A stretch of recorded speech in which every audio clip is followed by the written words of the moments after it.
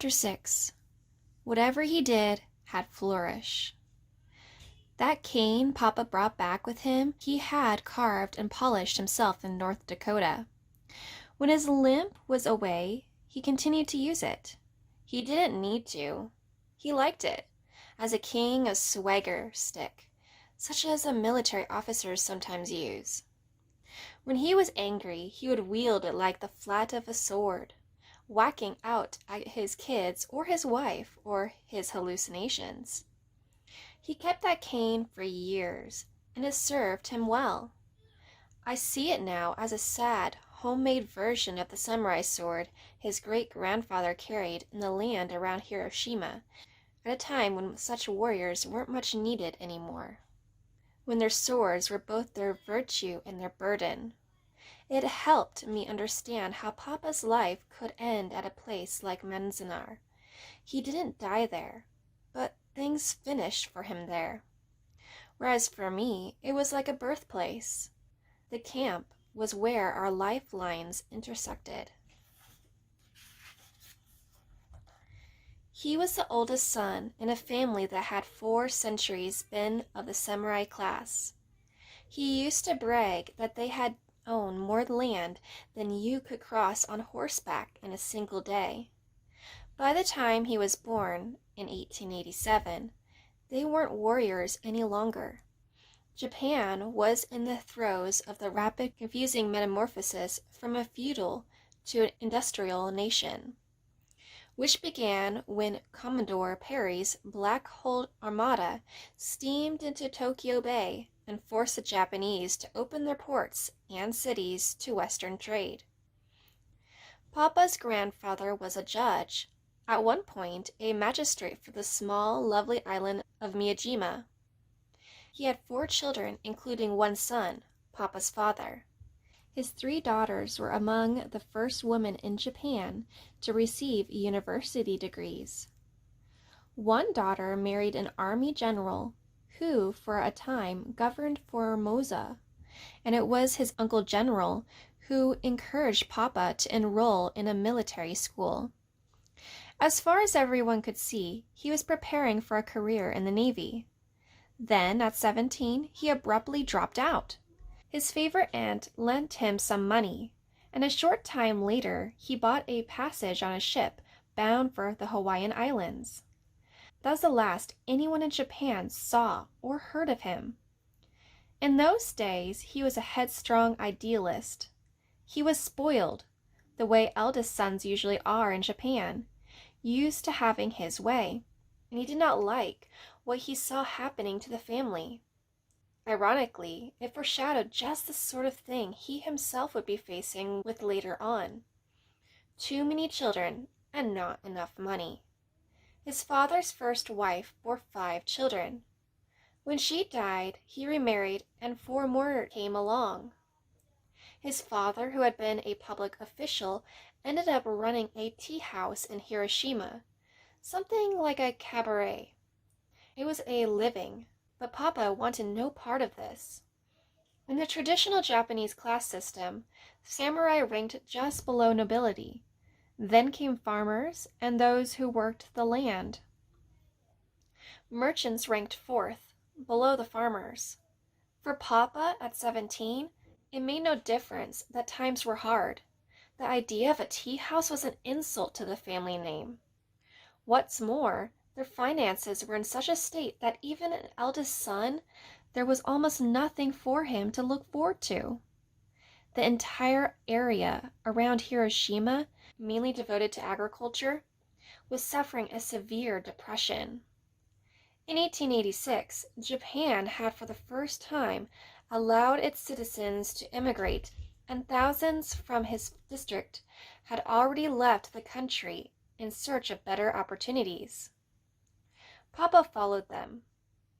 He reached Honolulu in 1904 with a letter of introduction to a cousin who taught school on Oahu. Papa used to tell the stories of his first stroll through town, just off the boat and wanting to stretch his legs before looking up his relatives.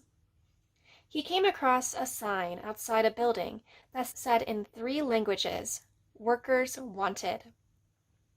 Proud that he could read the English as well as the Japanese, he figured he'd have an edge over anyone else applying.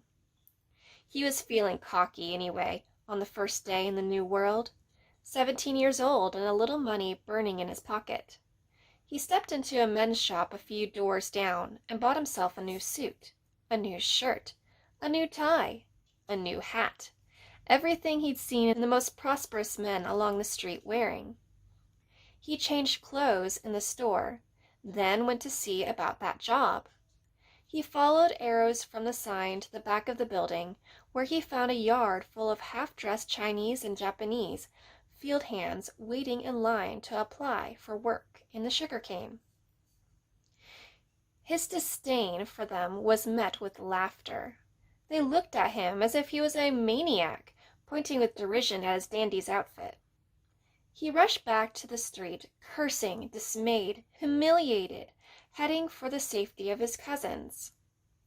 A few weeks later, he was introduced to a vacationing American, a lawyer from Idaho, who offered to pay his passage to the States and provide room and board in exchange for 3 years' work as a houseboy. Papa accepted. It looked better than sweating in the fields, which was how most of his countrymen were making their new start. And one imagines that the American mainland glittered from him the way it did for all of those entrepreneurs and pilgrims and runaways and adventurers who crossed the Atlantic and the Pacific, hoping to carve out a piece of it for themselves. In Idaho, he worked as a valet, a cook, a chauffeur, a mechanic, a general handyman.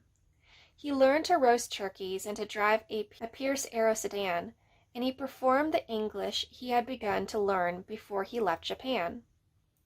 In all, he spent 5 years with this family. Then his patron helped him enter the University of Idaho as an undergraduate, aiming toward a law degree. Papa used to joke that if he hadn't met Mama, he might have ended up a senator. She was too pretty, her brother Charlie once said. Ko couldn't leave her alone. She was the only Japanese girl in the whole Northwest worth looking at. I think there were 2 others around in those days, and they were both so skinny they could hide behind corn stalks. Mama's father came from a family of stonecutters around Niigata, on the inner coast of northern Japan. But she was born in Hawaii, where her father had come to do the back-breaking work Papa luckily avoided, a 3-year labor contract on a sugarcane plantation, 10 hours a day, 6 days a week, for $12.50 a month. Completing that, he worked his way to the mainland and set out with his 3 sons to find a piece of land. They settled in the rich farm country around Spokane in eastern Washington. In 1906, Mama and Granny joined them there. Granny was 30 then, Mama was 10. They sailed into San Francisco Bay on the morning after the earthquake and spent their first 3 days in America sitting offshore, watching the city go up in flames. Her family had high hopes for Mama. She was their only daughter. In those days, Japanese women on the mainland were rare, 1 for every 7 or 8 Japanese men. Most men had to go back to Japan to find a woman, or take their chances on a picture bride. Mama was worth a lot, and before she finished high school, they had promised her to the upright son of a well-to-do farmer in the territory. She met Papa early one summer morning at a wholesale market where her family sold produce. Papa was unloading trucks and wagon loads of vegetables. She was 17, small, buxom, with a classical round face of a kind much admired among Japanese. He was 25, a sometime law student who spent his summers working around Spokane. He liked to shoot pool in his spare time. He played cards and dressed like a man from a much flashier part of the country. He was also pitching for a semi-pro baseball team called Nippon. We had a picture of him down on one knee from the team photo. In the front row, his mittened left hand rested on the other knee, his thick hair loose, his eyes showing a cocky confidence. His lean jaw bulges slightly, as if holding a small plug of tobacco in the manner of Tai Cobb, whose style was the one to imitate about that time. Mama's parents were terrified when they saw him coming. He not only led what seemed to them a perilous fast life, he also borrowed money. The story goes that he once asked Mama to borrow as much as she could from Granny. All Granny had at the time was a $5 bill. She gave it to Mama, who passed it on to Papa, who then came stalking into the kitchen, stiff-backed, glaring scornfully at Granny. He was insulted. "It's not enough," he said. $5? I need more than $5. If that's all you've got, I'd rather have nothing." And he threw the bill into the fire.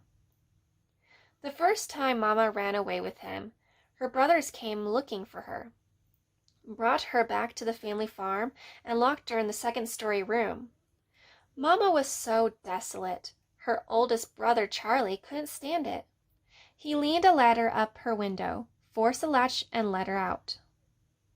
That time they got away, got married, and made it down to Salem, Oregon, where Papa cooked in a restaurant, and she worked as a nurse and dietitian until my oldest brother was born in 1916. After that, she had a child about every 2 years, 9 in the next 18, and Papa kept moving, looking for the job or the piece of land or the inspiration that would make him his fortune and give him the news he hoped all his life he would one day be able to send back to his relatives. Wakatsuki Co. made it big in America. Wakatsuki Co. made it big in America and has restored some honor to his family's name. Education mattered a great deal to him. In later years, he would brag to us that he went to law school and imply that he held some kind of degree from a northern university. It's true that everywhere he stopped, he'd be helping a friend through one legal squabble or another, an immigration problem, a repossessed fishing boat. He worked for the government at one point, translating legal documents. But as badly as he wanted us to believe it, he never did finish law school. Who knows why? He was terribly proud, sometimes absurdly proud, and he refused to defer to any man. Maybe, in training for that profession in those years before the First World War, he saw ahead of his prejudices he refused to swallow, humiliations he refused to bear. On the other hand, his schooling was like almost everything else he tried. For all his boasts and high intentions, he never quite finished anything he set out to do. Something always stopped him.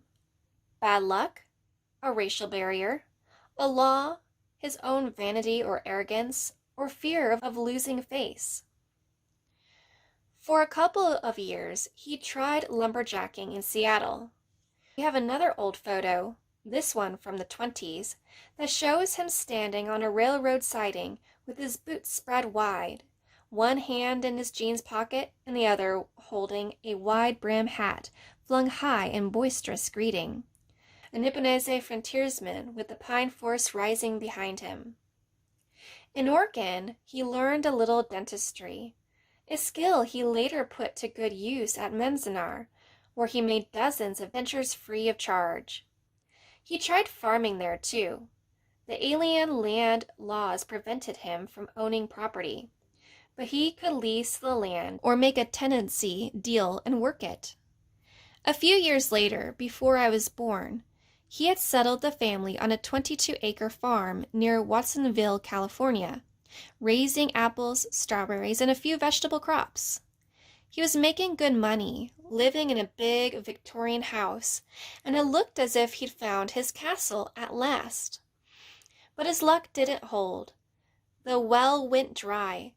30 years after sailing away from a financial dead end and the remnants of a once noble family in Japan, he found himself in the middle of America's Depression and on the move again with 8 kids and a wife this time, working his way down the California coast, picking prunes, peaches, Brussels sprouts, sending his children into the orchards like any migrant worker's family, hoping their combined earnings would leave a little left over after everyone was fed and the cars gassed up for the next day's search for work.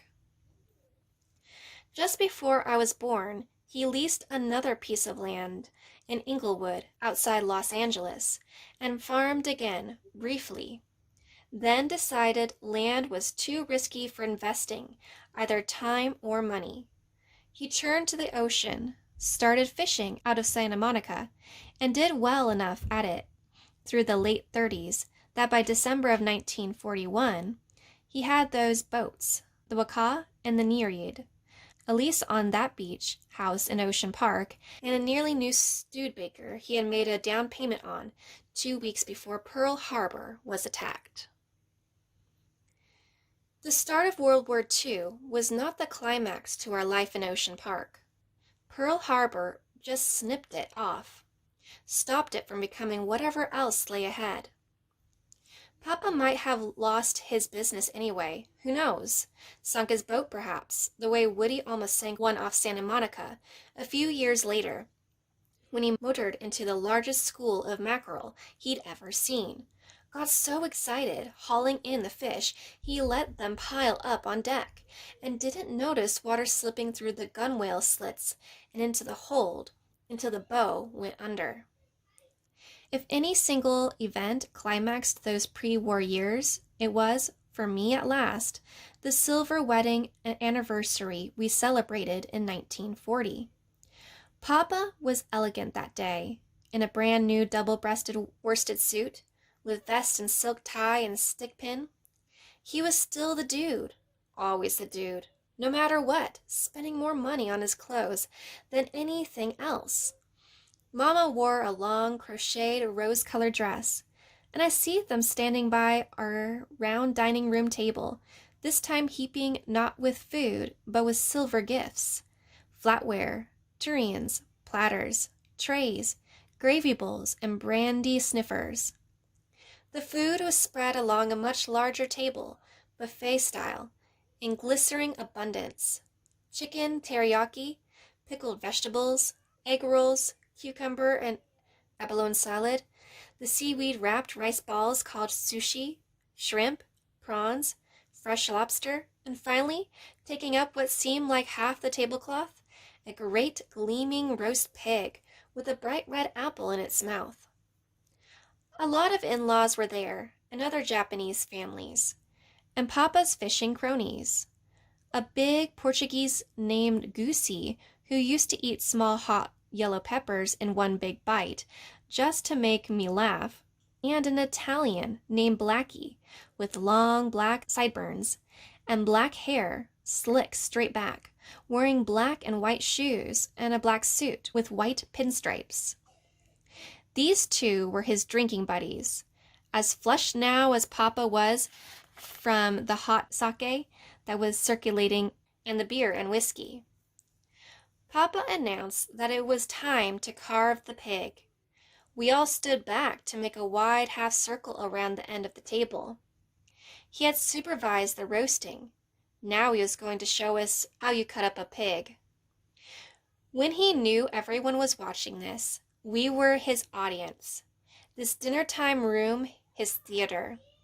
He lifted a huge butcher's cleaver, and while Goosey and Blackie, trying not to giggle, held each side of a long cutting board beneath its neck, Papa chopped the head off in 2 swift, crunching strokes. All the men cheered, the sons, the carousers. The women sucked in the breath and murmured. 3 more strokes, and Papa had the animal split. 2 sides of roast pork steamed from within. With serious faces and a high-held final flick, he split each side in half, quartering the pig.